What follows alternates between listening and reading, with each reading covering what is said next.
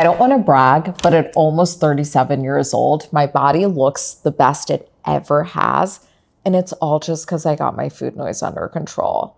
Today, I'm going to show you what I eat and the things that I do that help me get here so you can get here too. Hello and welcome to Blush, the world's first wellness show that's actually entertaining. I'm Hiva and I quit law so I can help you look and feel your best. Together, we get into food, nutrition, all the latest wellness trends, but we also laugh, get silly, drop a few F-bombs, and go on a million tangents. So if that sounds like your vibe, we're about to be best friends. My loves, we are back with a new episode of Blush and the first ever episode of Blush Kitchen. I'm so excited to be doing this. I have been dreaming this up. Honestly, I've been wanting to do something like this for years, like a cooking talk show hybrid situation. I've literally been fantasizing about this for years, but I've actually, our little co-host wanted to make herself known, but I've actually been planning and strategizing it for the past few weeks.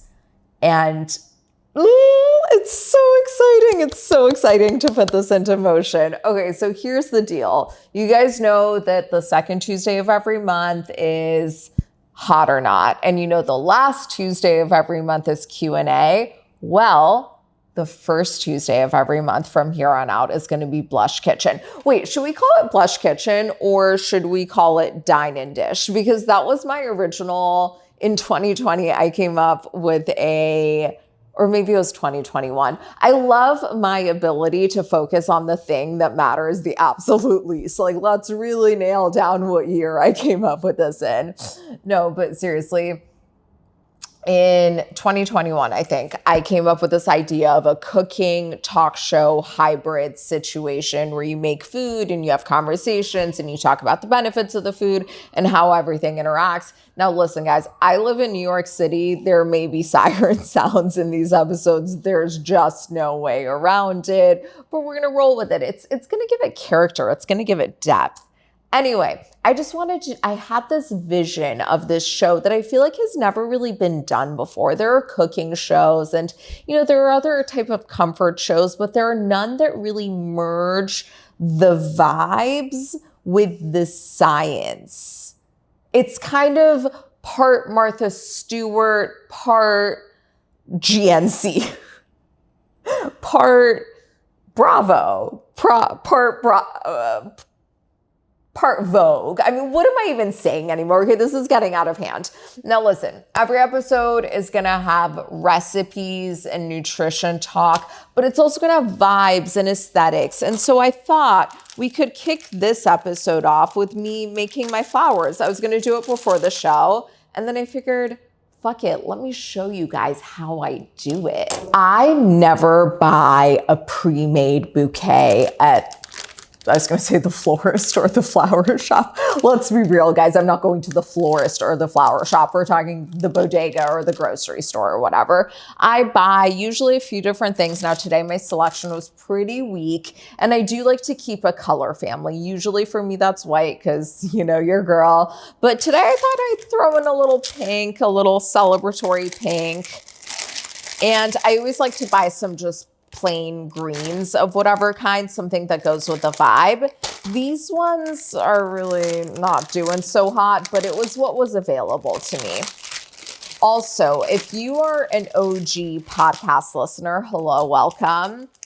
I do want to say, I can't imagine that this would be a great audio experience. For starters, you're missing the visuals, which is arguably the point, but also it's going to be a lot of weird noises that are going to be on top of my voice and you might not know what's going on. But listen, it's choose your own adventure. If that's what appeals to you, by all means, go off, have fun.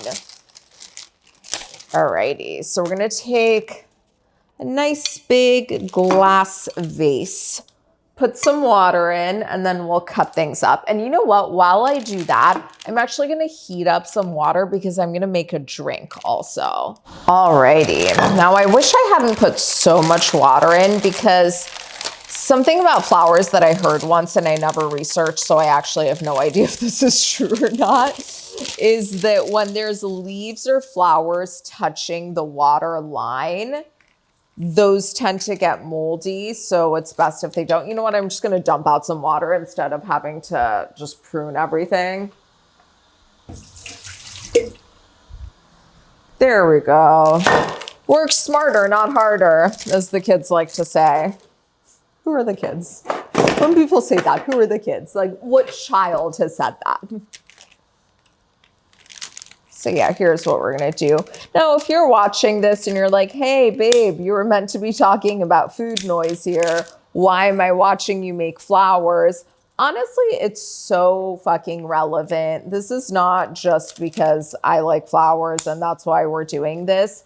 I have found that one of the biggest things that helped me overcome my food noise was just curating my environment. And that may sound like it has nothing to do with it, but I swear it does, because when you live in a more beautiful environment, you want to act more beautiful. You feel more beautiful. So you're like, okay, well, I've got to act accordingly. You know, I can't sit around being vile on the couch all day long. That's just not going to work. It really does. It just makes you hold yourself to a different standard, you know? I even have noticed this as I've been doing my home decluttering project this spring. The more decluttered it gets and the more I have these systems, the more at peace and happy I feel. And guess what? People who are at peace and happy don't tend to sit on the couch for 8 hours binging Bravo and binging food. It just doesn't track. It reminds me of, do you guys remember in Legally Blonde when Elle Woods said, oh yeah, I know that chick, the one who's accused of murder. I did her workout program. She definitely didn't do it. And they said, well, how do you know? And she said, well, because working out makes you have endorphins or increases endorphins or whatever. And happy people don't kill people. They just don't. And it's the same thing here. When you keep your home beautiful, it just makes you feel so much happier. And happy people don't sit around stuffing their faces on the couch, because stuffing your face on the couch, really, you could think of it as a form of self-harm. Okay, this vase is getting really full. Should I turn this into 2? Yeah, maybe I'll offload some of the pink ones. Now, the pink ones I want to make the shortest because we're doing layers. So I did the plain greens the longest. And then I cut the calla lilies. Those are calla lilies, right? No, they're not calla lilies. Excuse me. They're just regular lilies. I cut those a bit shorter. And then these guys we're going to make even shorter. I actually have no idea what these things are called. And then something I learned when I was in college, when I got mad at my long distance boyfriend once and made him send me apology flowers. And I lived in the sorority house at the time, so they showed up at the sorority house. So one of my sorority sisters taught me this. See, this is stunning. That's an inside joke between Ozzy and me, by the way, the stunning narrative. So the rest of these I'm just going to throw in here. Actually, maybe I'll do it in a different vase. I love a good vase. I have so many.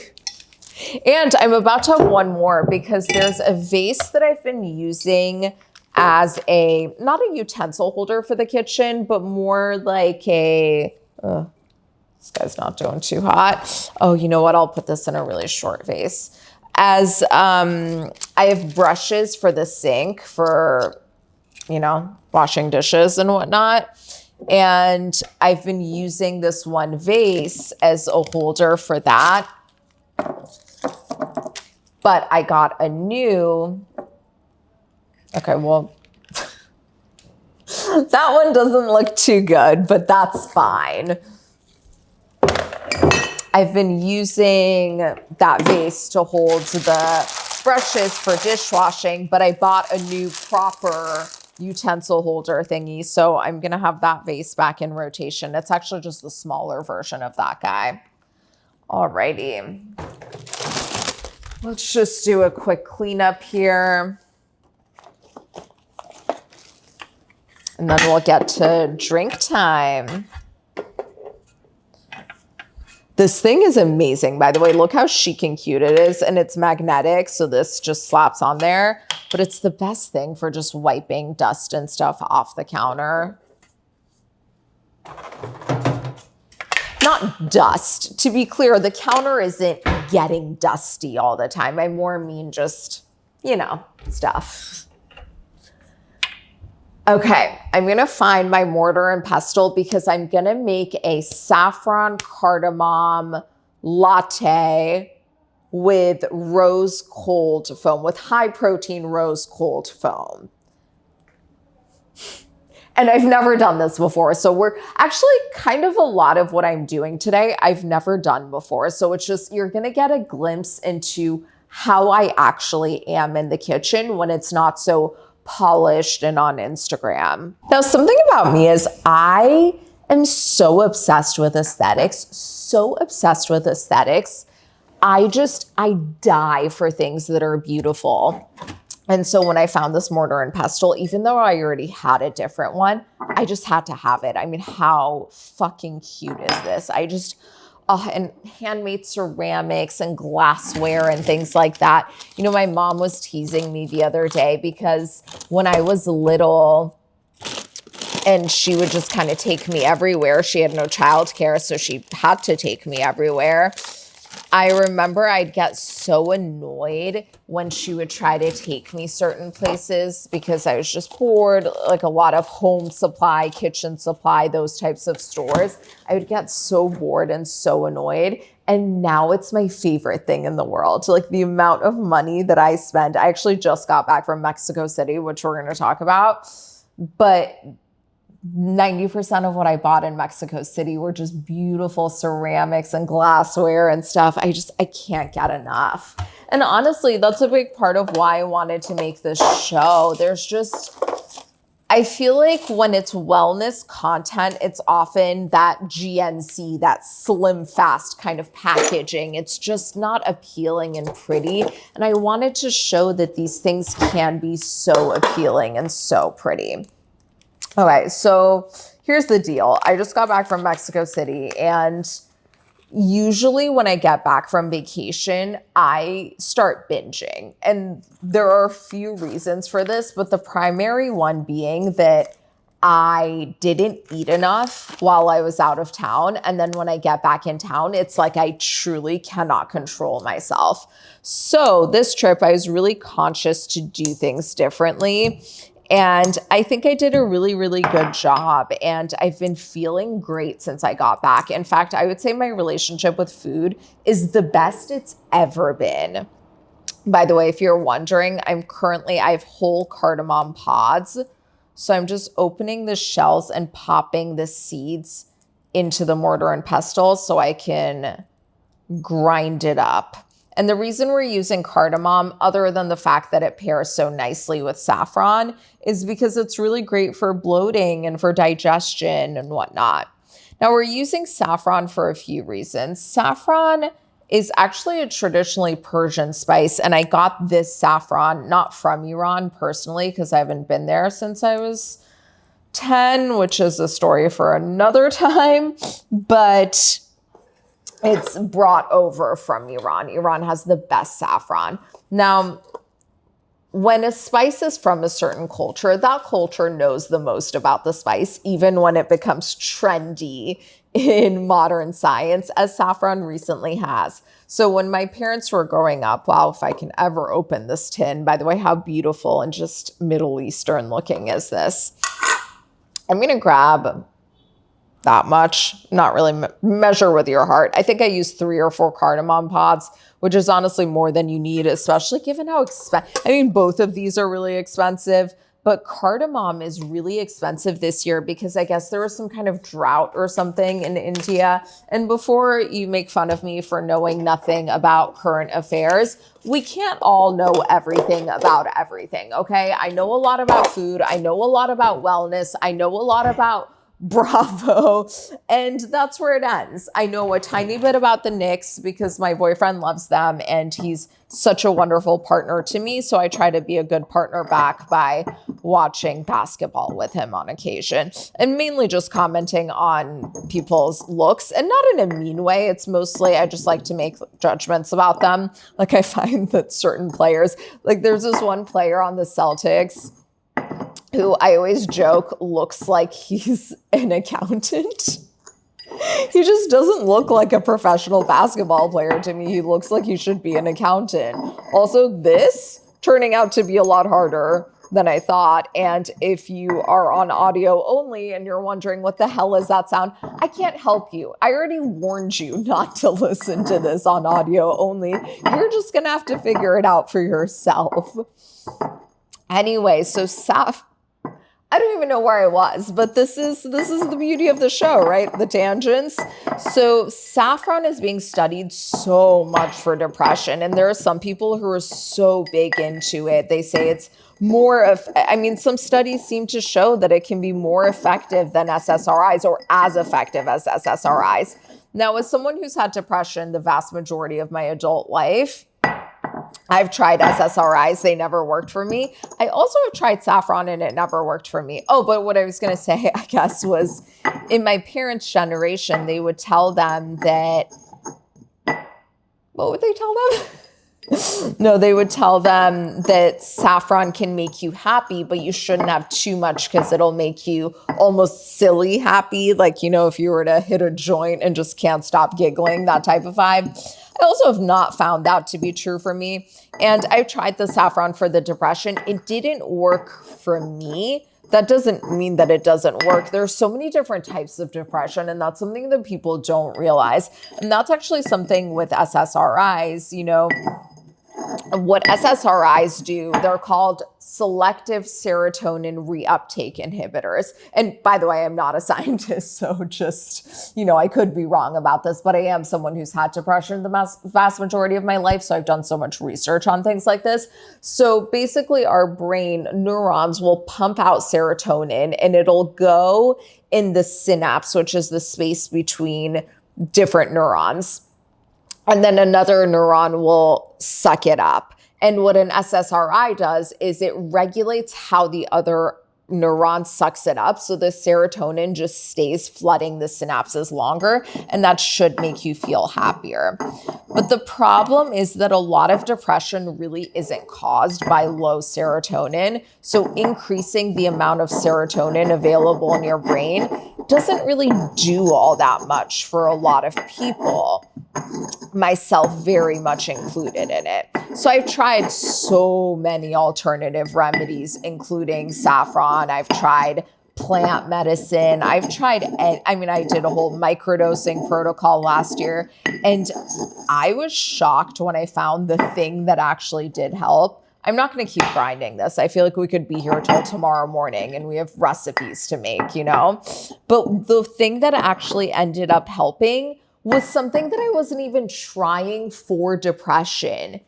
It was creatine. It was something that my trainer advised me to take because it helps you. It's really a workout aid. It really helps you go harder in your workouts because it increases. It's a source of energy, much like food is a source of energy. But the difference is that it has no calories. And there are other differences too, right? And we naturally produce it, but I think that for a lot of people, it can be hard to produce it in sufficient quantities. So supplementing seems to benefit just about everyone. And I had taken it last year, and I actually do remember there was a period last year before everything went to shit where I was in a really, really good mood. And then I stopped taking it because I had put on a bit of weight. And whenever I put on a bit of weight, I'm always trying to find an excuse, right? And there's this whole thing with creatine and bloat. And so I figured, I have the creatine bloat. I should stop taking this so my bloating goes away. And it ended up not even being that, of course. So then in December, I started taking it again. I'm just going to rinse out this mortar and pestle because we're going to use it again in a bit. So in December, I started taking it again, and It takes about a month to fully saturate the muscles. And once it really kicked in, my depression just went away. I mean, I couldn't believe it. All of a sudden, I had so much more energy. And something I actually learned from that experience is how much my depression was really linked to being low energy. It was kind of like when you are hangry, when you're really hungry to the point of hanger, and it's as though you just can't control your reactions to things. That's how I felt all the time. It was like, oh my God, I just can't deal. Like I just had no fuse. And the creatine just gave me so much energy and it made everything so much lighter and so much easier. And I feel like I really won't shut up about not just about creatine, but also about depression, because it really, people talk about white privilege, thin privilege, pretty privilege, financial privilege. All of these forms of privilege are real. But let me tell you, nothing comes close to mental health privilege. Nothing. As someone who's had depression and doesn't have depression, and also as someone who's brown, who's short, who has dealt with a variety of things, Muslim in a post 9/11 world, although I don't really identify with being Muslim, but that's neither here nor there. I mean, people look at me, try telling someone on September 12th, 2000, was it 2000 or 2001? It was 2001, right?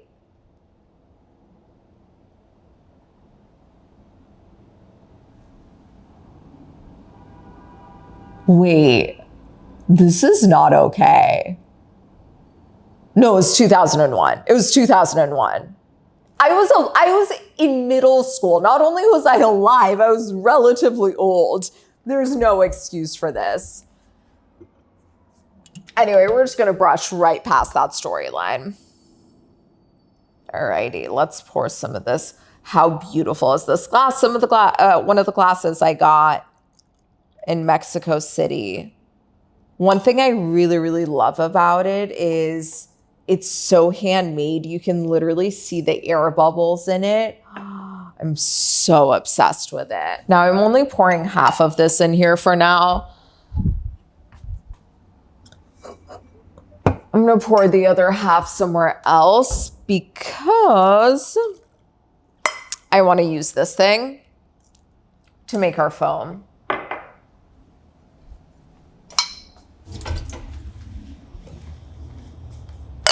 Okay, now I am not sweetening this latte for a few reasons, but you always can. You always have the option to do things differently than me.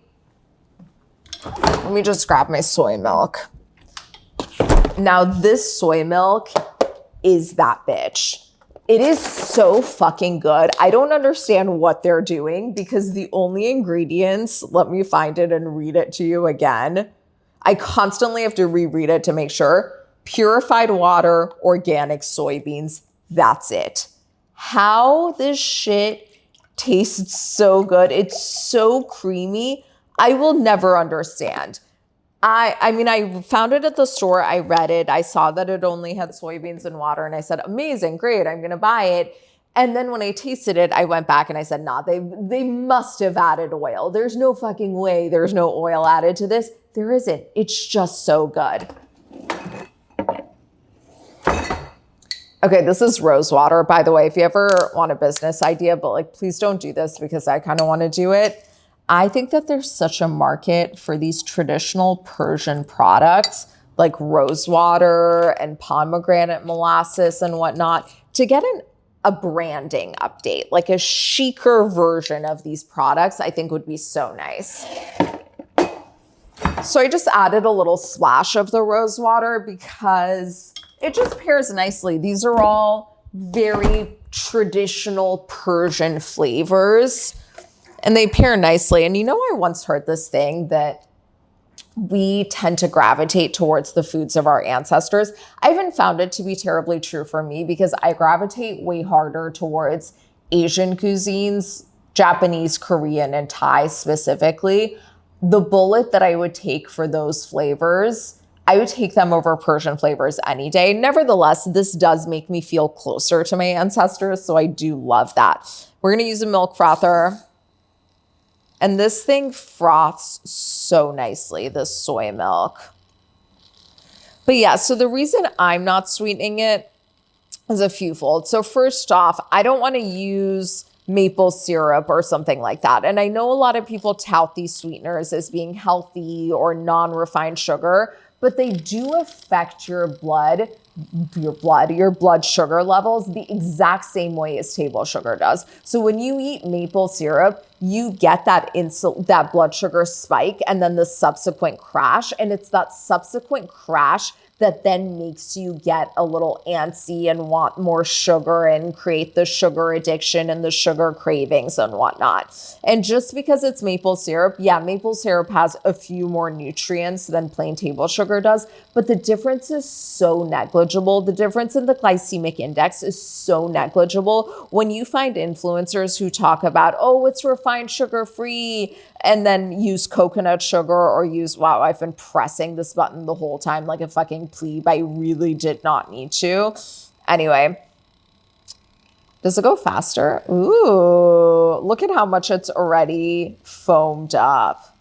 Gosh, I may have put too much in here. Let's go even faster. So yeah, when you find these influencers who talk about, oh, refined sugar-free, refined sugar-free, refined sugar-free, but they're using coconut sugar or maple syrup, don't trust those people. So that's why I'm not using those things.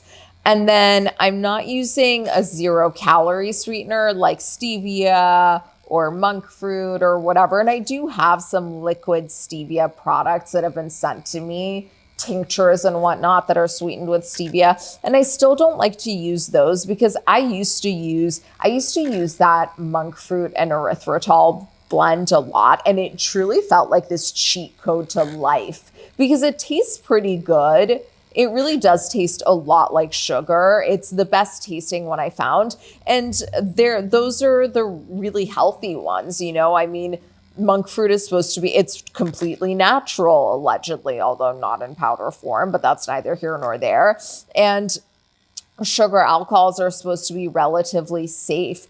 But what I found from years of using them and eating them was that when my tongue would taste the sweetness, my brain would anticipate a certain number of calories. And then when those calories were not delivered to my brain, it's as though my brain would then say, okay, eat everything in sight in order to find those calories that I tasted that I've been anticipating.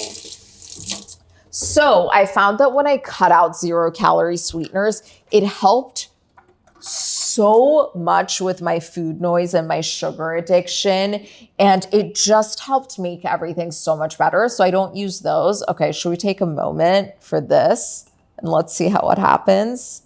I've truly never done this before. Okay, it looks like a beer. It just looks like I made a really foamy beer. Like, I don't know how to pour a beer. Do you guys remember in college, people judging each other for not knowing how to pour out of a keg or whatever?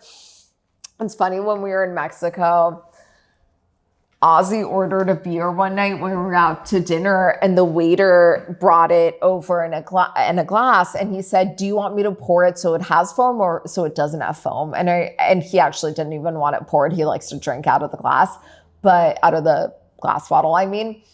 But I remember thinking, does anyone want the foam? Like, who wants that? And here I am making fucking foam. Anyway, should we decorate this a little with some rose petals or something? I don't know. Yeah, maybe I could do something. Oh, you know what?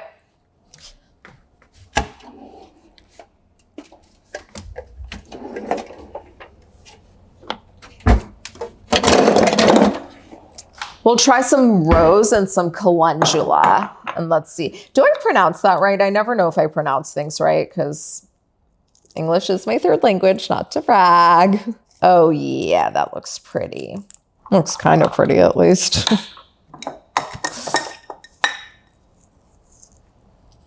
Nah, I'm just gonna stop while I'm ahead. So yeah, so that's why I don't use those two. Now, could I have made a date syrup to sweeten it with? Yes, I could have. And I really did think about it. And I have a great high protein date syrup recipe that I can share with you, or date caramel, I should say. I could have done that. The reason I didn't want to do it is because the more you taste sweet things, the more you crave sweet things. So a great way to break sugar addiction, and there are a lot of phases to breaking sugar addiction. This is not the episode where I talk about that.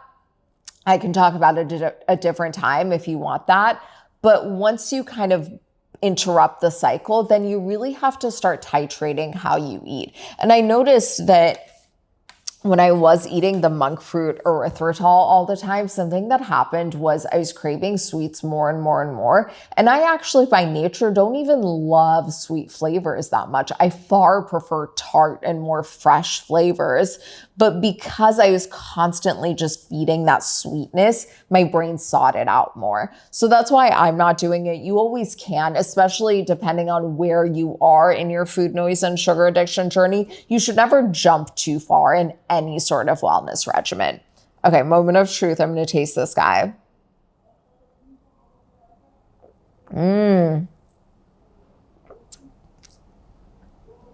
No, oh my God, I have to make this for my parents. It's so Persian.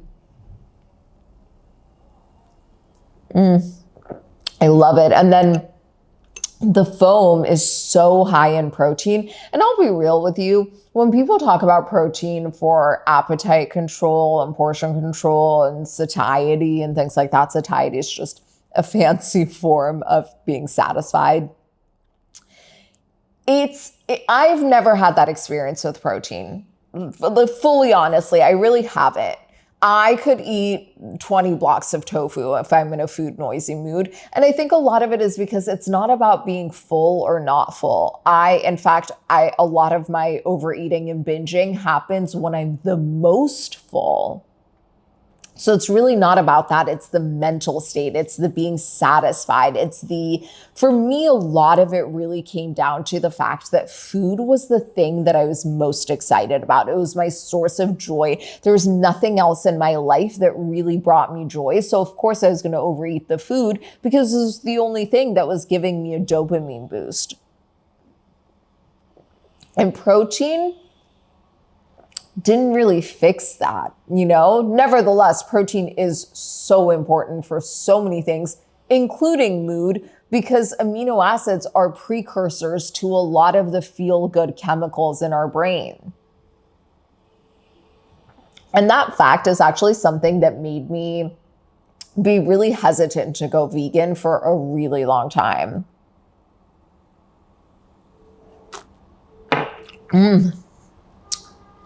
So good.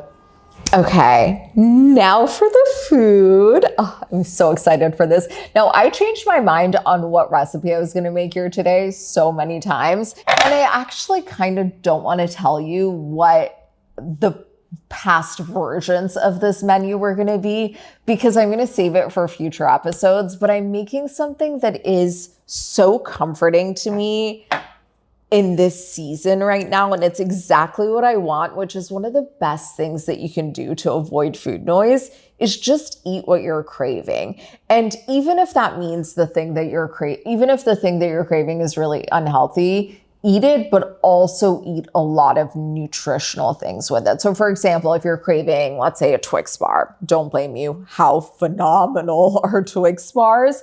Great, have the Twix bar, but have some salad, have, some protein, have some veggies, have all the other things too, so you're nutritionally sound, but also give yourself the thing that you're wanting, because otherwise you're going to eat everything in sight in an attempt to get that thing. So just give that to yourself too. And if it is something that's really unhealthy, have it in small doses. You don't have to go balls to the wall with everything. Okay, so we are going to make my hearts of palm ceviche. It is one of my favorite recipes.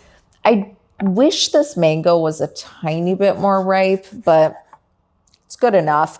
It's so light and refreshing, but also weirdly feels really creamy, even though there's nothing creamy in there.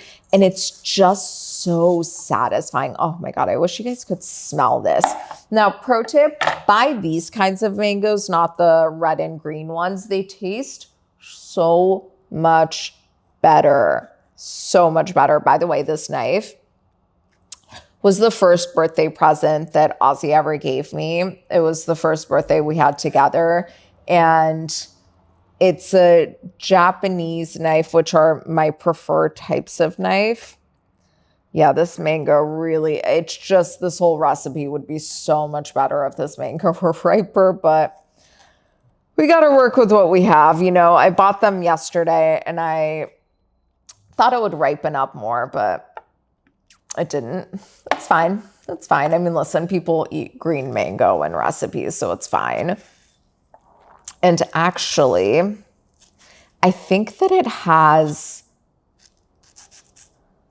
a bit of resistant starch before it fully ripens. So it's actually really useful because resistant starch is something I talk about so much. So I'm sorry if you've heard me yap on about this for so long. Wait. So I've had this thing recently where I'm really paranoid that saying the word yapping is offensive. I don't know to who. I don't know who it would be offensive to.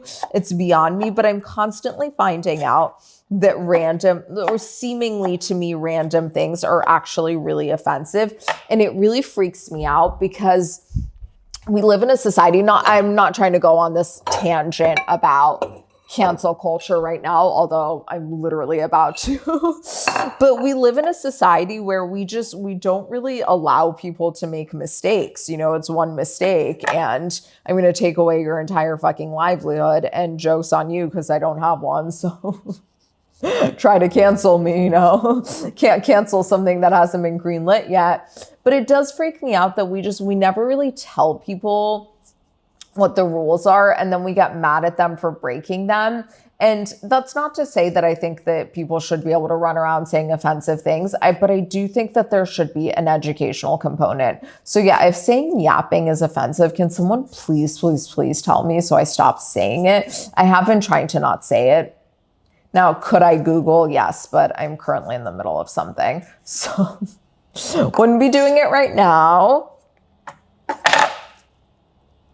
Where was I going? What was I talking about before the whole cancel culture tangent? So yeah, I'm making my hearts of palm ceviche. It's one of my favorite recipes. I also sometimes make it into salsa form by just chopping it up more, but today we're having it as a proper ceviche with mango. You know what? Should I add a little kiwi in there? No. But it was a cool idea while it lasted. Now, hearts of palm are one of my favorite things. And I used to literally, I'd come home from school, like when I was in high school, and just snack on them. And I would eat them like string cheese. I'm not going to do it now because I need it in whole format, but I'd pull the sides. It's kind of so weird.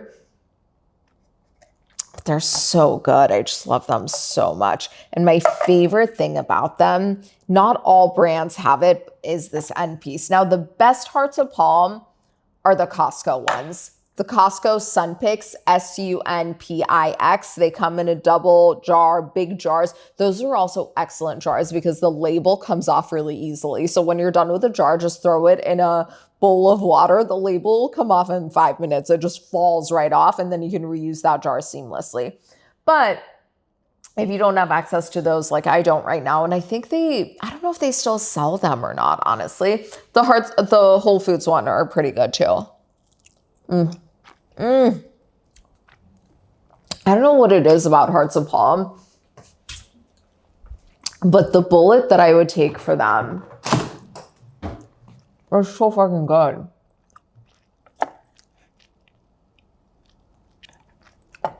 And now if you're still listening on audio only, I can only imagine how unpleasant it was to hear me say something while I had hearts of palm in my mouth. But that is the journey that you chose for yourself. Oh, I forgot to round out this story. So Ozzy bought this for me the first birthday that I had when we were together, and I actually wasn't expecting anything. I'm really not a big gifts person, which is interesting because I am not a chill, easygoing type of person at all. But in this scenario, I don't really love gifts. But he noticed that I have really one knife, because that's all you need. All you really need is one really good chef's knife, and I recommend a Japanese knife.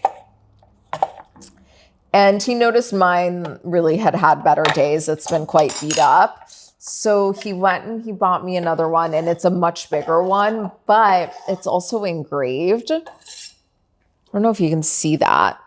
It says Plant Queen on it, and that has a really embarrassing backstory. So back in 2019, when I was trying to figure out what I'm doing with my life, you know, I had quit practicing law, or pretty much quit practicing law. Maybe I hadn't actually quit yet, but I was getting there. One thing I knew for sure was that I wanted to do something with plants. I assumed plant-based foods, but I also was really into house plants and the aesthetics of them, which is ironic because I'm so awful at taking care of houseplants, and I hate it so much. As much as I love the aesthetics of it, I hate the actual process of watering the plants.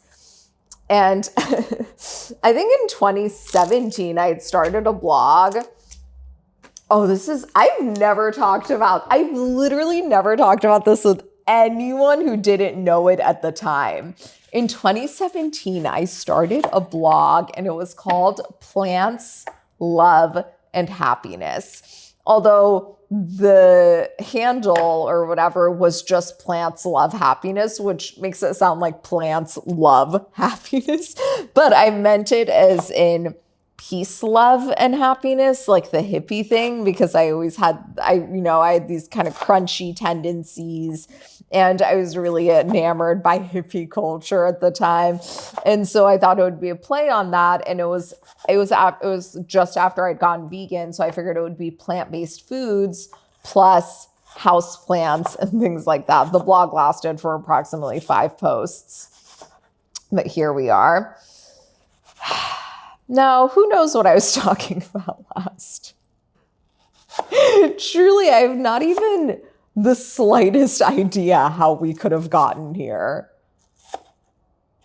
I really don't fucking know. Anyway, this heart of palm ceviche, it's fucking awesome. So I'm just dicing some red onion. I used maybe a quarter of a pretty big one. I really judge this by sight. You know, you just want the colors to work out nicely together. And have another sip of this guy. It's so good. I will say it would be really nice sweet. After I spent so long going on and on and on about how it shouldn't be sweetened, here I am saying, no, it should be sweet. So another quick pro tip, the way that I like to store my fresh herbs is in a glass like a bouquet. So I put a little water in, I put the herbs in, and then I keep it in the fridge. I do think it keeps even better if they're covered, but that would make it ugly. And you know, your girl only likes pretty things, so that will not be a part of our journey.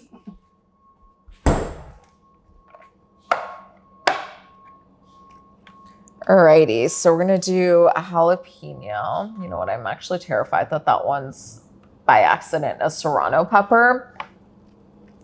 So I'm gonna slice off a few slices first from the tip, and I'm gonna save those. I'm not gonna use those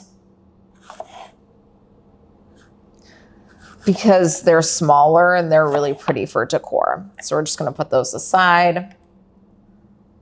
First 4 or so slices, and then the rest I'm gonna grab. Now, depending on your spice level, you may or may not want to remove seeds. I'm gonna remove some of the seeds, but not all of them. I'm not gonna be precious with it because I do want it to be a little bit spicy. You know, your girl likes a little kick. Just moving that onion out of the way. We're gonna chop this pretty finely.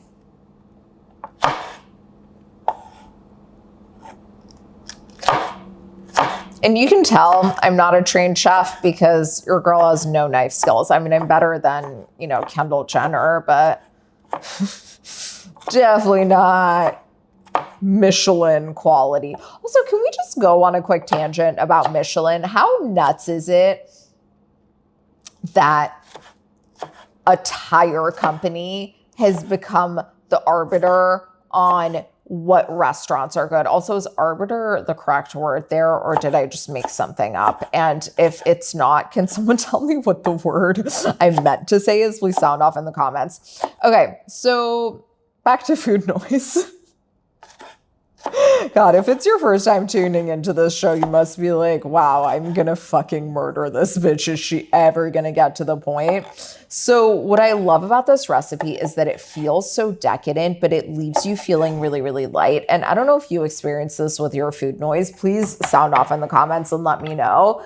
But the way mine works is the more full I feel, weirdly, the more heavy I feel, the more I want to keep eating. And I think it's the burn the house down tendency, right? It's that, well, I've already fucked up, so I may as well just go all out and just eat every fucking thing in sight and then start over tomorrow. It's that diet starts tomorrow kind of mentality, that all or nothing kind of mentality that honestly usually stems from restricting and trying to go too hard in the first place. And so recipes like this that are so satisfying, but also leave you feeling really light, I find to be the holy grail. Okay, now we're gonna grab our cilantro. It's not this, this is parsley. It's crazy to me that I can so easily tell the difference between cilantro and parsley now, when for such a long time, I wouldn't have even known the difference between dill, cilantro, and parsley. And that is pretty nutty.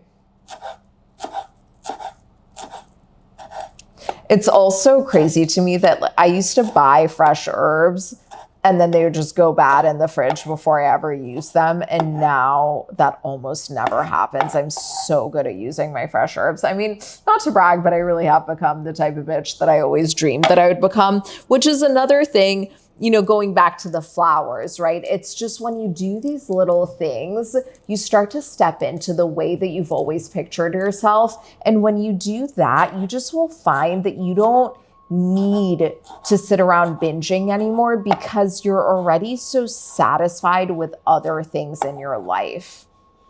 Again, we're just eyeballing all of this. But now comes the secret ingredient.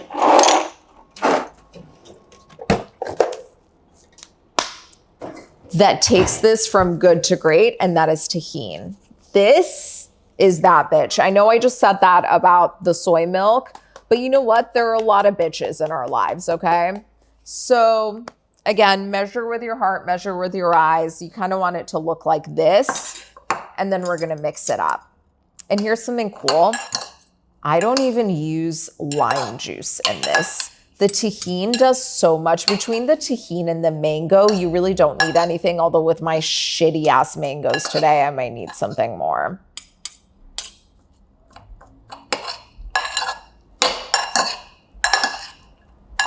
Oh, we love her. Now we are gonna do a guac. We're gonna do a green pea guac, but I wanna do my crudité first because avocados, as you know, brown. So we're gonna do crudité with my mango ceviche, green pea guac, and then there's gonna be a tofu dish that I'm gonna show you, which is my comfort tofu dish. And I worry that this meal would appeal to no one but me, but something that I'm trying to do is be really fucking authentic. So about a month ago, I started posting again on TikTok. I had taken some time off of TikTok, and hang on, let me grab. I think I'm gonna use this blue bowl for our crudité. So I'd taken about a month off of TikTok and I started posting again. And I entered into this era of skinny talk. And it was interesting to me because when I first started creating content and posting content, this, by the way, is Pink Radicchio. No one would talk about losing weight or wanting to lose weight. I mean, that was the type of thing that could not get you canceled. That's a little dramatic, but low-key get you canceled, you know? It just wasn't the culture. And I think the culture has shifted a lot now where people are allowed to say that they want to lose weight. But for a really long time, it truly wasn't like that. And I started to think about how my experience on social media, this is kind of younger flowering cauliflower. I love it as crudité. Now, this isn't for everyone. Depending on where your gut is at, eating raw cauliflower could make you quite gassy. I tend to be okay with it. Actually, Ozzy was saying that I never really get gassy. And he's right. I very rarely experience gas. I also have a chayote squash. I don't know if that's how you pronounce it. I love chayote squash. I find it to be so satisfying. And this whole thing, it has kind of, it doesn't have the sweetness of a pear, but it has, or an apple, I should say, but it has a similar crisp to an apple that I find incredibly satisfying. But the whole thing has like 39 calories or something like that. It's pretty nuts.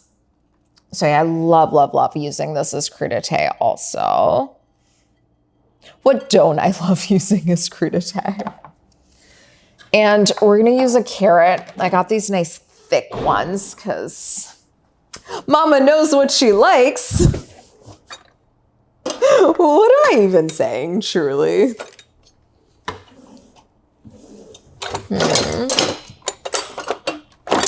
Need a veggie peeler.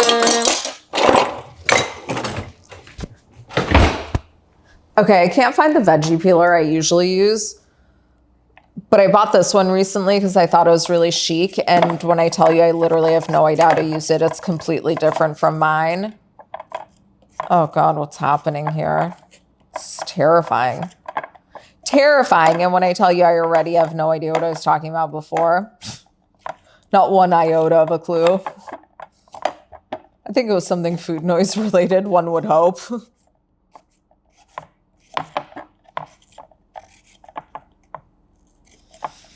But yeah, ultimately, I would say there are really 4 components to overcoming food noise. I'm just going to brush past whatever the fuck I was talking about last.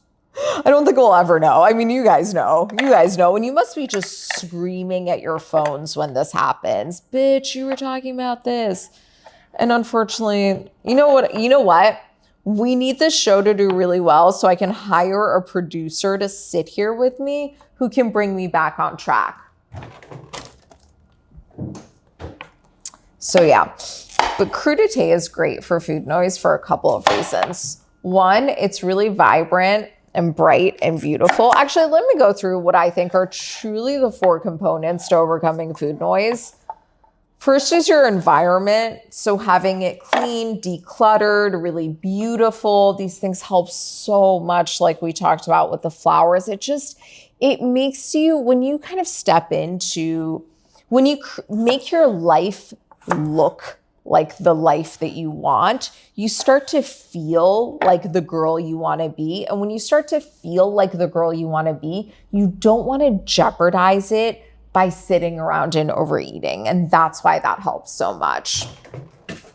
And there's a lot more I could say about this, but I want to do just a very broad, high-level overview. So there's that component. And then there's the actual amount that you're eating and frequency that you're eating. I used to only eat 1 meal a day. Guess what? I would go absolute ape shit crazy and binge. And I was so resistant. How beautiful is this purple radish? Wow, it's like some of the most beautiful purple radish I've ever seen. I was so resistant to this. Every time people would talk about, oh, overeating, binging, stop fasting, stop. And I still do some form of fasting, to be clear. I do think there's a lot of benefits to it. I don't think we need to be eating from the moment we wake up until the moment we go to bed every night. But that doesn't mean that you should be starving yourself all day and then eating massive meals at night. So for this type of radish, I'm just going to cut it into quarters like this instead of making slices. I'm going to leave this for now because first I'm going to cut it into a cucumber. Now, if you're in New York City, I cannot recommend these cucumbers enough. I get them from the farmer's market, from the tomato stand. I can't even remember her name right now, but she does off-season tomatoes grown in a greenhouse. And her cucumbers, these are the Asian cucumbers, are the best fucking cucumbers in the world. And I actually really do consider myself to be a bit of a cucumber connoisseur.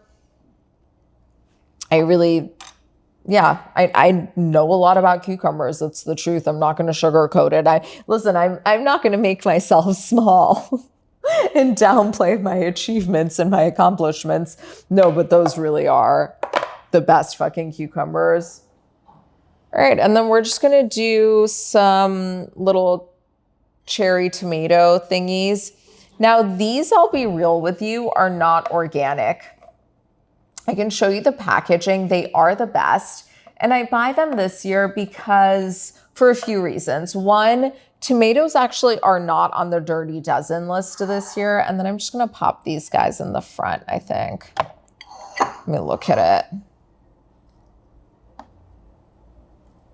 Yeah, that's great.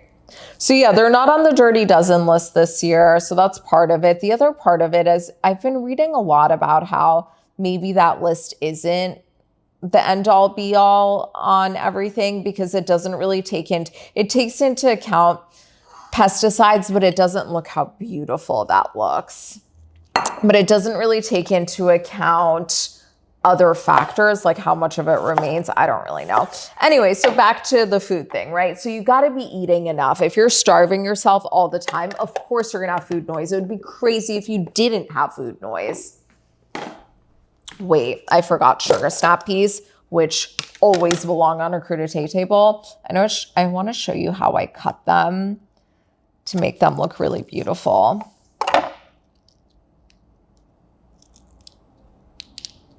By the way, I feel like we've been doing this shit. So yeah, I peel it so it ends up looking really, really stunning. And we're just going to squeeze these guys in here. I don't do it for every single one because it's also not really a practical way to eat it. But I do it for a couple decoratively. And then I throw them kind of like somewhere where they're really visible. There we go. How stunning is that? All right, let me put some of this shit away. But yeah, step 2 is really to just actually feed yourself because it's just, you're always gonna have food noise until you actually properly feed yourself. Wait, I wanna throw some of these kumquats in there too. No, aesthetically, there's no room for them, truthfully. All right, let's put this beauty away. And let's go for our guac. Actually, should we do the tofu? God, I feel like I've been recording since the beginning of time. Is there even gonna be time for the tofu? No, we'll do it really, really quickly.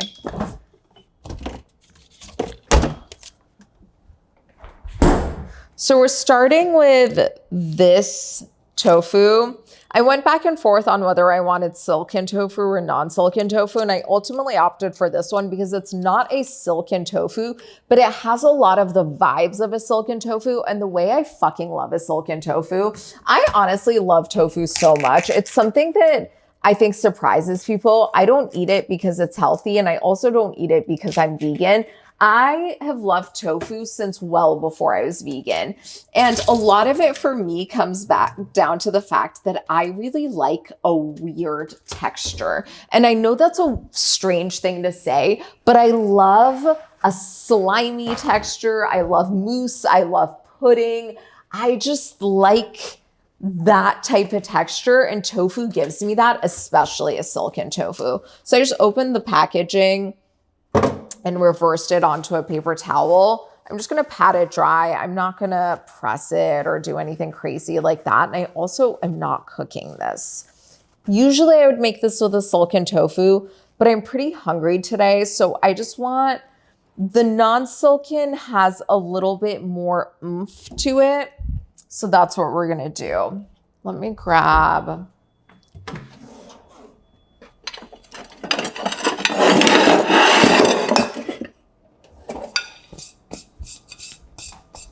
Yeah, I think the platter is gonna be the best thing for this. So I'm just gonna put the block down. This is a very simple, I can't even call it a recipe, honestly.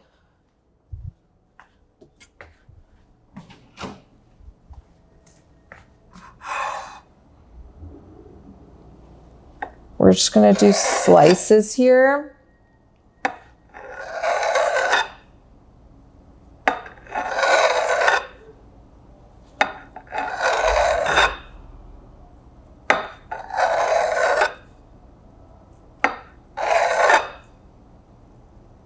It's actually good, honestly. I should have done this one first because the longer it sits, the more the flavors marinate. So we're gonna kind of, yeah, just lay these guys down. Which actually brings me to point 3. So, you know, you curate your environment, you eat enough and you eat frequently enough. But the other part of it is you have to be getting the right nutrients, because a lot of the time we are overeating because our body needs certain nutrients that we're not giving it. So I'm grabbing some tamari and some rice vinegar. And I'm using this tamari. I almost don't want to show you the label. It was really expensive and I was curious to see if it's good. I don't think it's any better than the other tamari that I get, which I actually buy in bulk. It's this stuff. I can link it. I don't think that, you know what, I'm just going to use this because I have it out. Yeah, I don't think that more expensive niche tamari is any better. If anything, I think I kind of prefer this. Okay, so we're doing a good amount of tamari. Think 3 parts tamari, 1 part rice vinegar. Now for rice vinegar, I actually really recommend this brand, but make sure you buy this one that isn't seasoned. Don't buy the one that says it's seasoned because that means it has sugar added to it.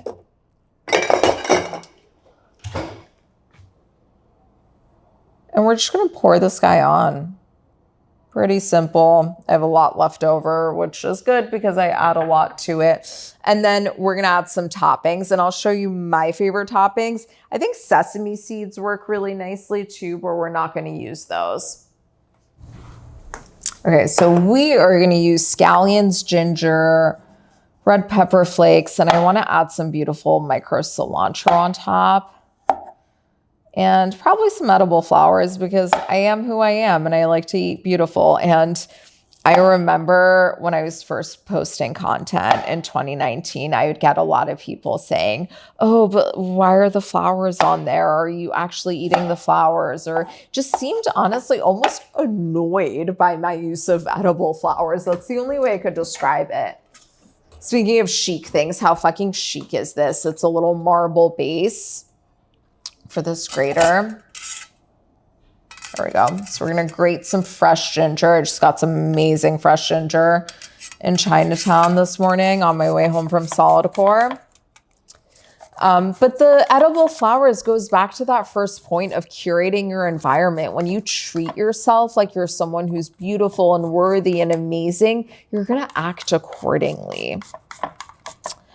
But anyway, back to my third pillar here, and that's getting these nutrients. And one big one is protein. Even though I said that I never really noticed a big difference in my appetite from, or, you know, because for me, it was an appetite. It was just being satisfied. And so eating more protein never really did much for me. Nevertheless, protein, like I said, those amino acids that make up protein are the precursors for the feel-good chemicals in our brain. They are really, really important. I once heard this thing, I don't know if it's true or not, but that our body prioritizes protein. And so if you don't get protein, you'll keep eating until you get enough protein. I have not found that to be true for me. In fact, I had exceptionally little protein the past 2 weeks when I was in Mexico City because I had the hardest time ordering vegan. It was actually one of the hardest experiences of my life. We went to a vegan restaurant one night, so obviously that was easy, but I don't usually like to do that. And I usually find that I can eat quite well most places. But yeah, I had a harder time in Mexico City, and certainly regular restaurants did not have, I mean, they barely had options at all, let alone high protein options. So it is what it is. But protein just is important. But what's way more, not way more, but for food noise, arguably more important than protein is fiber and resistant starch. Resistant starch isn't fiber, but it's a type of carb that acts a lot like fiber. So we have our, okay, let me grab scallions. Scallions I store the same way I store my fresh herbs, like a bouquet in water. And actually, when the roots are on, I believe it'll keep growing, which is pretty interesting. And I use both the whites and the greens for this. And I like to cut them on a diagonal. I just think it makes it prettier. Same thing with cucumbers. I don't know if you guys noticed when I was cutting the crudité, I was cutting the cucumbers at a diagonal. Ozzy once said, I swear they just taste better this way. And I said, no, I'm with you. I think so too. Adding fresh herbs and scallions and stuff on top of your dish is such a quick way to make a dish more beautiful, even if it is, you know, this is an easy dish to make. Oh, this isn't. But in general, my foods tend to be easy to make beautiful because they're so vibrant and colorful. But for example, this boring piece of tofu or even worse, animal protein, those aren't very pretty at all. But just adding some fresh herbs on top makes it so much prettier. And the scallions are just so necessary for flavor here. So yeah, we're just going to do a bit of this, a little bit of that. So yeah, resistant starch, it's a type of carb actually that resists digestion in the small intestine. That's why they call it resistant starch is my understanding. I mean, I'd be pretty shocked if there was a whole nother reason that I didn't know about. I'm just grabbing these chili flakes. So these are Korean chili threads. I ordered them on Amazon. I can link them. And I love them because you may have guessed it, because they're beautiful. Anyway, so resistant starch resists digestion in the small intestine, and it goes into the colon untouched. And then in the colon, your beneficial bacteria ferment it and produce short-chain fatty acids. And those short-chain fatty acids then go and increase your natural GLP-1, which is your satiety hormone. It's the hormone in your brain that turns off food noise. And you may have heard people on these GLP-1 medications like Ozempic right now talking about how it helped shut off food noise for them. It's because of the GLP-1, and we can mimic that by eating high resistant starch and also high fiber. So for me, when people talk about fiber, oh, fiber keeps you full, that's not what it's about for me. For me, what it's about actually is that resistant starch. Now, I don't love how this looks, so I think I am going to add some micro cilantro. And then at the end, we'll top it off with some edible flowers.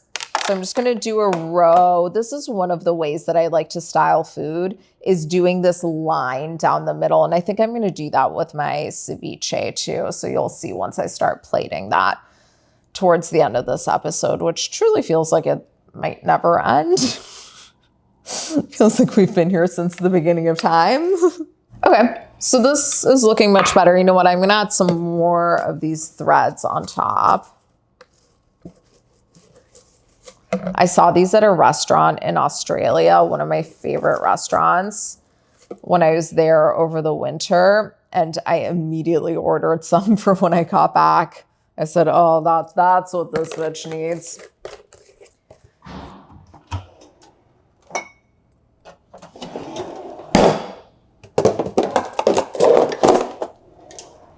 Okay, so this is done. All that we have left is our guac. Now for the guac, I said I was gonna do a pea guac. And the reason that I do that is because it adds more fiber and protein and resistant starch actually. But I'm gonna make it a little bit differently this time than I have in the past. I was thinking I could try blending the green peas with garlic and lime and then spooning that mixture into the avocado. We'll find out together if it ends up being good. Ooh, I'm getting pretty hungry.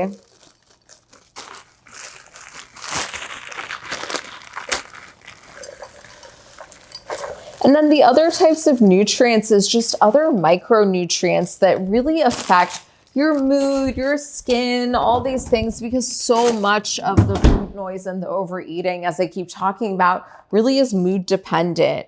So I have about a cup of green peas here. I'm just gonna throw them in the microwave.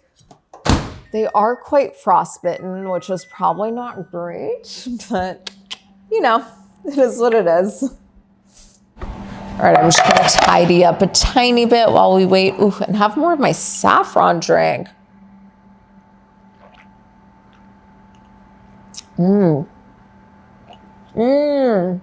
luckily I have more of this.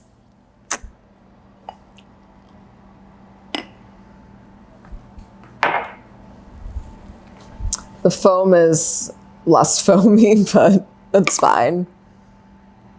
All right, while that nukes, I'm gonna show you how I cut limes and lemons for a lot of my recipes. So I cut off the top and the bottom, and then I just run the knife along the side to expose the flesh. And this is not a very juicy lime. I'm gonna use an immersion blender for this. I don't really feel like fussing with a whole big blender. We'll see how it turns out. Yummy, I'm so fucking excited to eat. All right.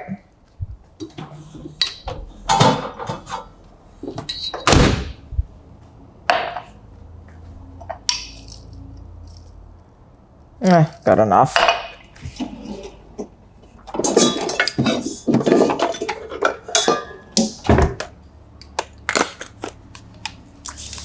I'm excited to see how this turns out. I've really thought about doing this so many times and I've never actually done it. But my pea guac really is one of my favorite recipes.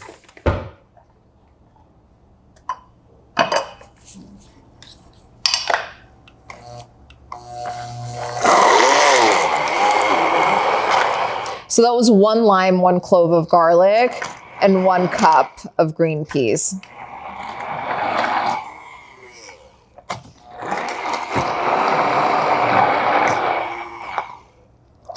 I'm having a slightly hard time with it. It's just because the volume isn't enough, but it's good enough.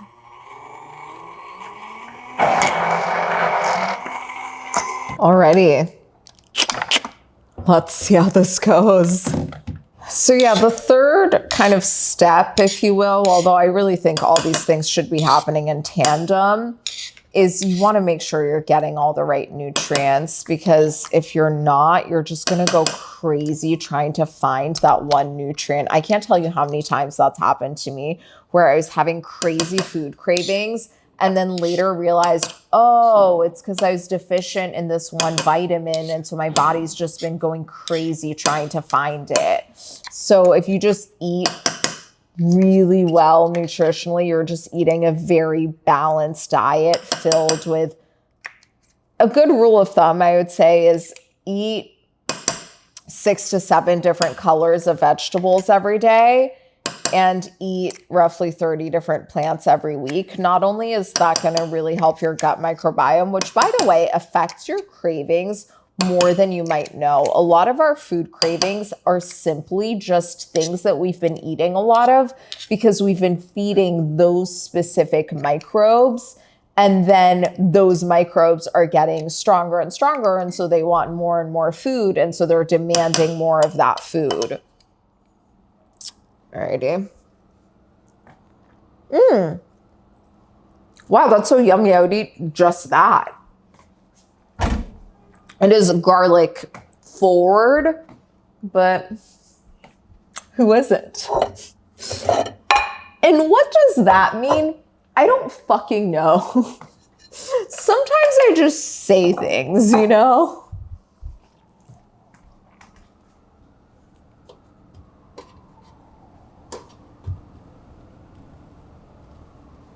Oof.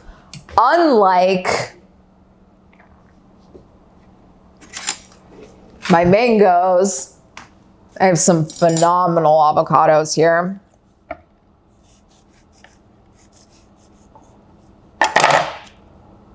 Look at that.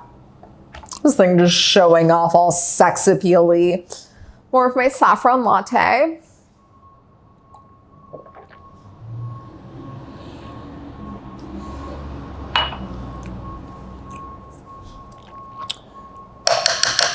I'm just going to use that spoon. And the last step to overcoming food noise, truthfully, is to have things other than food that are bringing you joy. And this is, you know, I alluded to this earlier. That's been the biggest thing for me. The phases in my life where I've had the most food noise have been the phases where I really was doing pretty much nothing with my life. Of course, I was going to fixate over food. I'm just going to start with one and see how it goes, because how many fucking avocados am I going to eat today, you know? I'm already eating an entire block of tofu, which also, vegans speak up. That's normal for you, right? To eat an entire block of tofu. To me, that's so normal, but I think non-vegans think that's so crazy. To me, it's really nothing.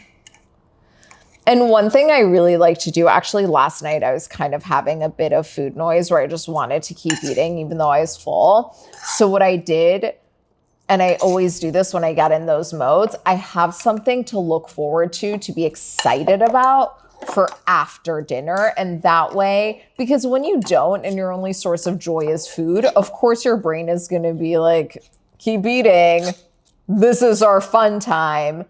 But when you have something to look forward to, then you stop. And so for a lot of people, I recommend your favorite TV show. You might be tempted to watch it with your food. But what if instead you don't do that and you save it for after dinner, if dinner is the meal where you end up overeating a lot? Trust me, you're gonna, all of a sudden your brain's gonna be like, yeah, let's stop eating because I wanna go watch my favorite TV show, instead of just stuffing yourself. Now, one thing is, I think that lime that I used is a little bitter. Oh, you know what? Before I add my add-ins, I'm gonna do the second avocado. Let's just live a little, baby. I can always save the leftovers. It's not a huge deal. Yeah. Now, something about me and guacamole is I never add tomatoes into my guac, even though I'm the tomato queen, the self-proclaimed tomato queen. I will never add tomatoes into my guac. I don't think the texture is right. It fucks everything up, truthfully.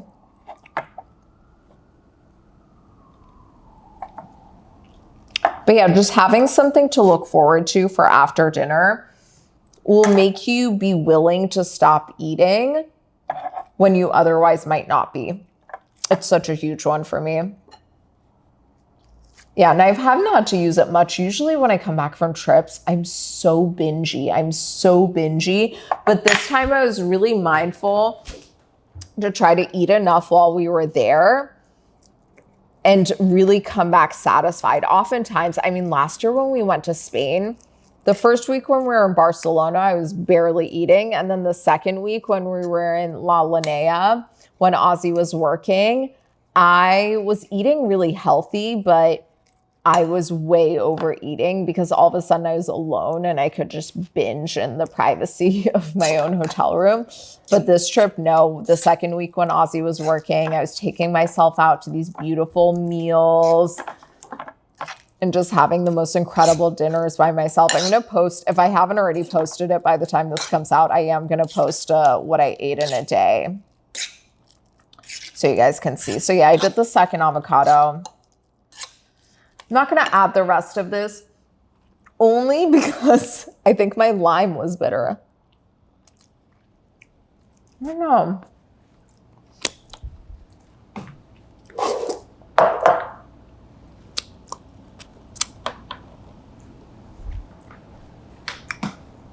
Now we're going to use, I like my guac to be very onion heavy. I think it adds so much. Yeah, I don't add tomato, but I do add onion. But yeah, having a really, I mean, find some fucking hobbies, you know? Find some things to be excited about that aren't food. Make plans with friends. Last night, literally, I had a package that I was really excited to open. It was these glasses. I'm so excited to wear them. But you know what's funny? I still haven't actually opened the fucking glasses. But that's how I got myself to stop eating because I knew I was full. I knew I didn't need food anymore. I knew I was just eating because I wanted to eat. And so I said, okay, well, whenever I put dinner aside, I can go open these glasses that I'm so excited to get into. Then guess what? Boom. She puts the fork down because she wants the fucking glasses, which ironically I still haven't opened. You know what? I should go do it right now. Let me go grab them. I mean, we're almost done here. I can't believe it. Although I can because it does feel like, you know, they say you shouldn't put content this long on YouTube. You know, they say like 20 minutes is the best time or 10 minutes or 13 minutes. I'm like, how about an hour, actually?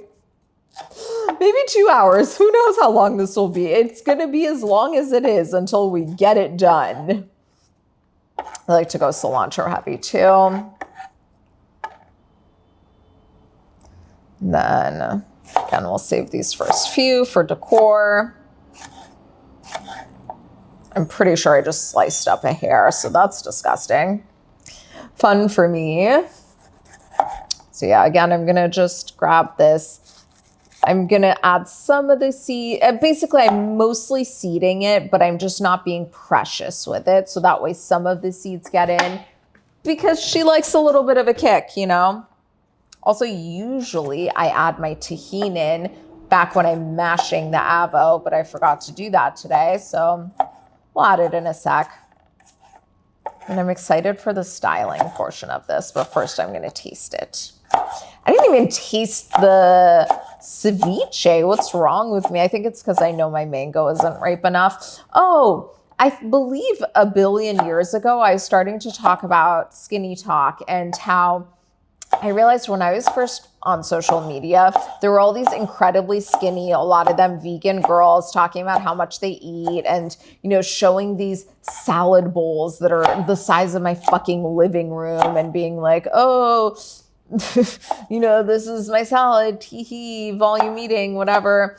And so, and also, I mean, girls still do this with unhealthy things too. I used to do this back when I had an eating disorder. I'd be like, oh yeah, I eat so much candy and bacon and just put on as though I was eating so unhealthy. And the thing is, it wasn't true. People lie all the fucking time about what they eat, especially skinny girls, especially on the internet, because you get so much shit. People come for you so much.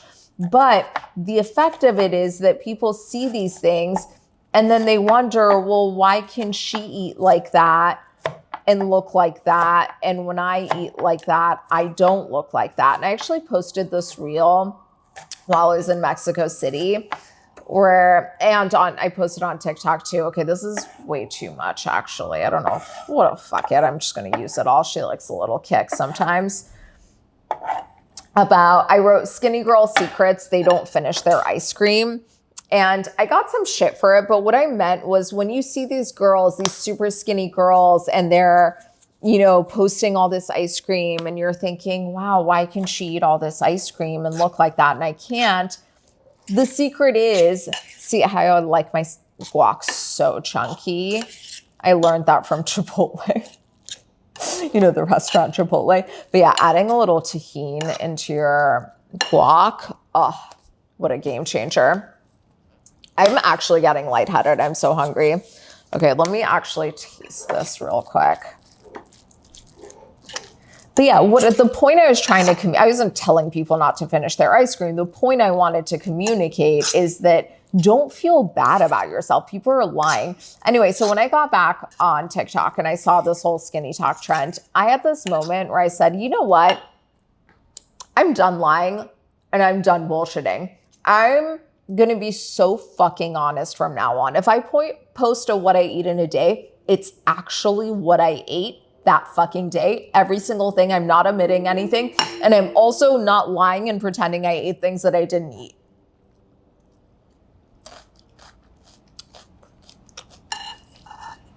Ooh.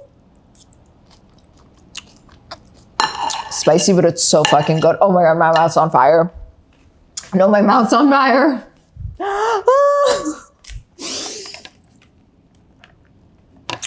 No, my mouth is literally burning. Oh, thank God. Alrighty, let's move on to the styling portion of this.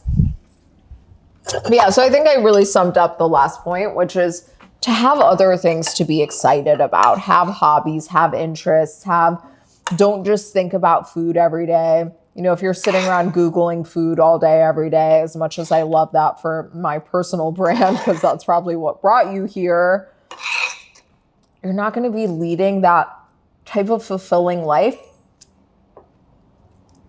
that will allow you to not have food noise. Wait, also quick tangent. I came across this chick on TikTok the other day. She's a model based in Dubai, I think. And she recommended this lip liner to me. I've been on such a lip liner kick lately. My favorite that I've tried so far is the Wherever Walnut by Makeup Forever. But you know, I bought it and it doesn't, I have the long wear one and you're supposed to not sharpen it, but push it up, but I swear it won't come out. So I don't really know what to do with it. Anyway, she recommended one by the makeup brand NYX, which I had no idea, by the way, that it's pronounced NYX. It's NYX. I don't know why in my head it was something NYC related, which is so embarrassing in retrospect because it's literally spelled NYX. Like, how the fuck else would it be pronounced? But whatever. She's crazy, you know? Actually, this can go into the sink. Although the reason I'm hesitant to put it into the sink is because when I'm done recording, I will lick the bowl clean. I'm just not doing that here. You know what? I'll do this. I'm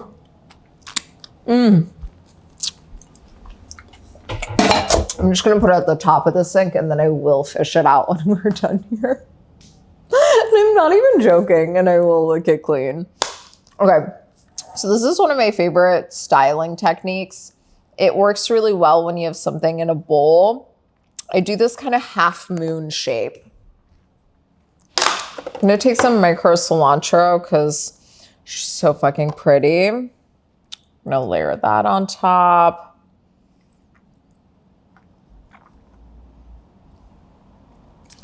We'll use some of these jalapeno pieces that I saved. Oh, and I want to grab some pumpkin seeds. Now, pumpkin seeds truly, you know, going back to point 3 of making sure you're getting enough nutrients, pumpkin seeds are some of the most nutritious foods out there. It's so good for your mood, for your skin, for your body composition, for everything. They're one of the richest sources of magnesium out there, and magnesium is so important for mood. I remember when I really felt this for the first time. This was in my early 20s. I was in a really bad relationship and I was constantly just spiraling and overthinking. And it was, you know, I dated this guy who was very kind of anxiously attached, which is more rare in men. And it's funny because it weirdly made me more anxiously attached. I was somewhat chill before that. Or you know what it was? Maybe all that it was that it gave me licensing to show my full crazy.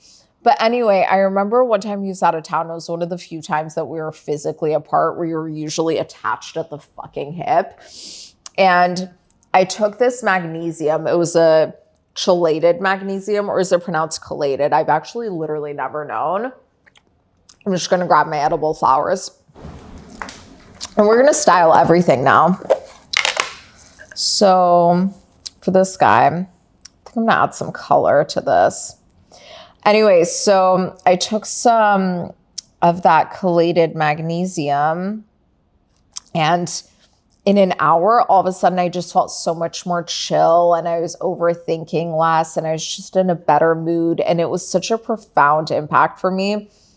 It's been such a huge game changer in my depression. And there's a specific brand. This isn't even the magnesium that I take now, but I think that magnesium did more for my depression than the current brand I take. The one I take now is a triple form magnesium. So it has citrate, that glycinate. It's that type of chelation. I don't really know what that means because I'm not a scientist. I know that might be shocking to some of you, but I really am not. Maybe I'll add a little bit of borage. We'll see. I would love one day to have my own edible flower business. That and coconuts. Like, we have to have Blush branded coconuts. How fucking cute would that be? Yeah, I think that looks good. I think I'm going to leave it like that. And then let me go ahead and grab the other guys and do the decor for those too. Oh, I haven't even plated my ceviche.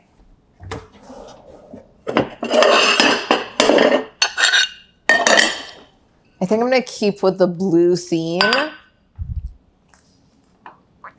And for the ceviche, I think I'm going to do it as a line down the center of the plate. What was I talking about? Truly, though.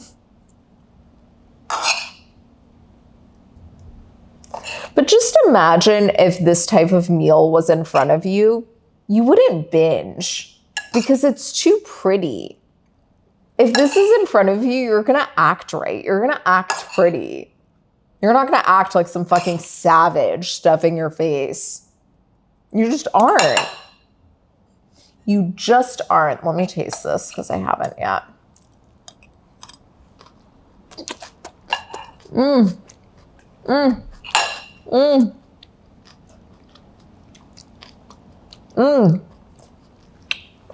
Oh, that's so fucking good.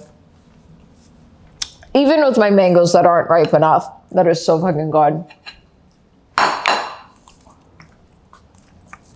All right, now for decor, we're gonna do that line style decor again. So we'll do a little line of extra tahini down the center. And then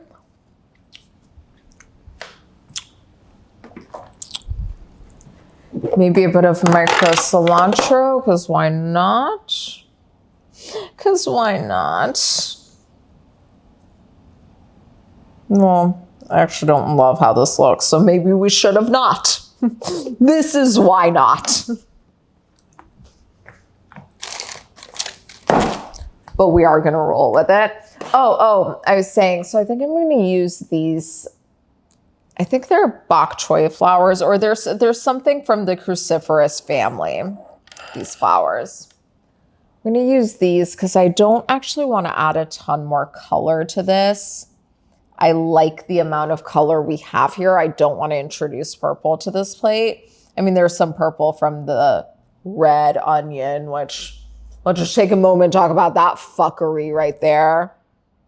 How do we expect kids to learn colors when we just make shit up? When we call purple onions red, when we call purple cabbage red? Whatever. Oh, I grabbed the glasses, by the way. Oh, yeah, so this model girl, recommended this lip liner by NYX. I can link it. I really, really like it. I'll link the color that I got. I'm really into browns these days. Okay, I'm going to try on these glasses. They are blue light blocking, but you know, they're from Amazon. I don't know how effective the blue light blocking is, but I just thought it would be nice to have a pair of glasses to wear to look more chic. But the thing is, I love wearing contacts, so I don't want to wear prescription glasses. What do you guys think? I obviously haven't seen them on me. Do I look very, do I look like I'm in character of, you know, a sexy librarian or the secretary who will blow you under the desk? Ooh, that's something I used to fantasize about. We're really going there this episode. Again, if this is your first introduction to me, I can't imagine that it's good. Oh, and I also have these garlic flowers that I want to add. I usually add garlic chives to this ceviche too, but I forgot to buy some, truthfully. You can get them this time of year. I can find them at the farmer's market, garlic chives, I mean, but you can get them at Asian grocers all the time. It's called Chinese chives or something like that, or Asian chives. I mean, they call them different things. But yeah, I find them at Asian grocers all the time. That looks pretty. That looks pretty. And then, oh, just the tofu needs decorating because our crudité platter is decorated out. So for these, I don't know, what should we do, guys? What do you think? Let's try some of these guys. Of course, do you have to decorate it? No, but like I said, the more you can make something look pretty, now you don't have to add edible flowers. You can also add, if you don't have access to them where you are, which, you know, most people don't, I buy dried edible flowers too. Cornflowers, calendula, rose petals, and butterfly pea. I buy those dried and I add them to things. Did you guys watch the Meghan Markle show? She calls it flower sprinkles, and I guess she's selling it. I just want to say I did it first, okay? What do you guys think of Meghan Markle? She gets so much hate. I can't say I have very strong feelings. Okay, I don't know if I'm going to like the purple on this. I'm going to try a couple and see what I think. Oh, no, I do like it. I do like it. I do like it. Okay. Good to know. We'll go all out with these.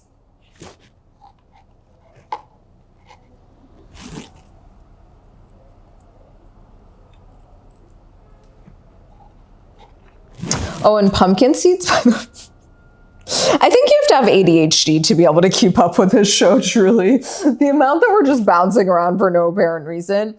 But pumpkin seeds are, out of the seeds, they're some of the highest in protein also.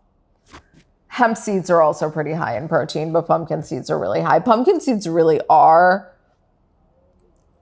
I'm not going to say that bitch because I've said that about 12 other things today, but they really are some of the most nutritionally dense foods out there. Like, they kind of are the original superfood. Okay.